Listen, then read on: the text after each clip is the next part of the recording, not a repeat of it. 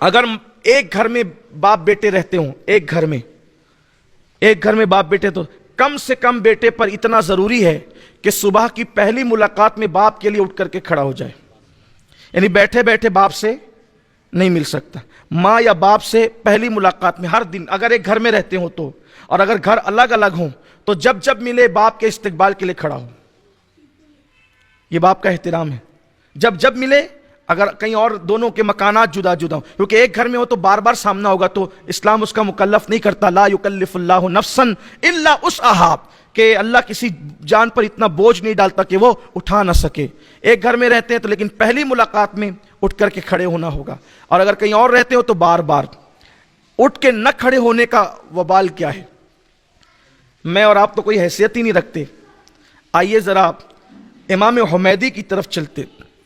امام حمیدی نے اس کو لکھا ہے جو روایت میں پڑھنے جا رہا ہوں بیان ہے. یہ امام حمیدی کون ہے؟ بخاری کے راویوں میں ان کا شمار ہے، بلکہ پہلی حدیث جو انما الاعمال بالنیات ہے اس میں حمیدی کا بھی ذکر ہے. اتنے بڑے محدث ہیں حمیدی، انہوں نے لکھا جو میں بیان کرنے جا رہا ہوں. حضرت یوسف علیہ السلام جب کھو گئے تو یعقوب علیہ السلام نے 50 سال تک رویا بیٹے کے لیے. 50 سال تک روتے روتے آنکھیں خشک ہو گئی، آنکھیں سفید ہو گئی. پھر ایک دن آیا کہ دونوں باپ بیٹے ملے، تو حضرت یعقوب علیہ السلام کو یوسف علیہ السلام جب بادشاہ بن گئے تو مصر بلایا کہ اب آپ ملک شام چھوڑ دیں، مصر آئیں. تو یعقوب علیہ السلام مصر گئے تو حضرت یوسف علیہ السلام ہاتھی پر بیٹھے ہوئے. حضرت یوسف علیہ السلام تھے ہاتھی پر، ایک روایت کے مطابق تخت پر، ایک روایت کے مطابق تخت پر، ایک روایت کے مطابق ہاتھی پر، اور حضرت یعقوب علیہ السلام آ رہے تھے اونٹنی پر. تو اب باپ اور بیٹے میں جب 50 سال کے بعد ملاقات ہوئی، وہ بھی 50 سال دونوں ایک دوسرے کا انتظار کیے، تو اس کا شوق فرشتوں کو اتنا تھا کہ فرشتوں نے اللہ سے کہا اللہ آج ہم اجازت چاہتے ہیں کہ وہ باپ بیٹے کا ملن دیکھنے کے لیے جائیں کہ 50 سال کے بعد باپ بیٹے ملتے کیسے ہیں. تو حضرت یعقوب علیہ السلام اور یوسف علیہ السلام دونوں کو انتظار تھا. یوسف علیہ السلام چاہ رہے تھے کہ میرا باپ جو میری محبت میں روتے روتے نابینا ہو گئے، آنکھوں کھو دی، آنکھیں سفید ہو گئی، میرا کرتا ڈالنے سے تو آنکھیں مل گئی، میرے باپ نے کتنے صدمے اٹھائے، آج میں اپنے باپ کی زیارت کروں گا. اور یعقوب علیہ السلام کو تھا کہ میرا بیٹا جب کھویا تھا تو 8-10 سال کا تھا، آج 50 سال ہو گئے، اب وہ بیٹوں کا باپ بن گیا، اس کے کئی بیٹے ہو گئے، آج میرا بیٹا، اور وہ یوسف علیہ السلام جیسا بیٹا.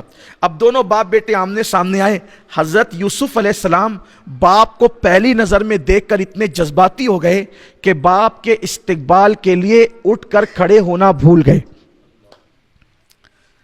بے ادبی میں نہیں ہوا یہ، نبی تو یہ کر ہی نہیں سکتا، نبی تو گناہ کر ہی نہیں سکتا، نبی تو خطا کر ہی نہیں سکتا. باپ کی محبت میں اتنے جذباتی، اتنے گم ہو گئے کہ اٹھ کے کھڑے ہونا بھول گئے.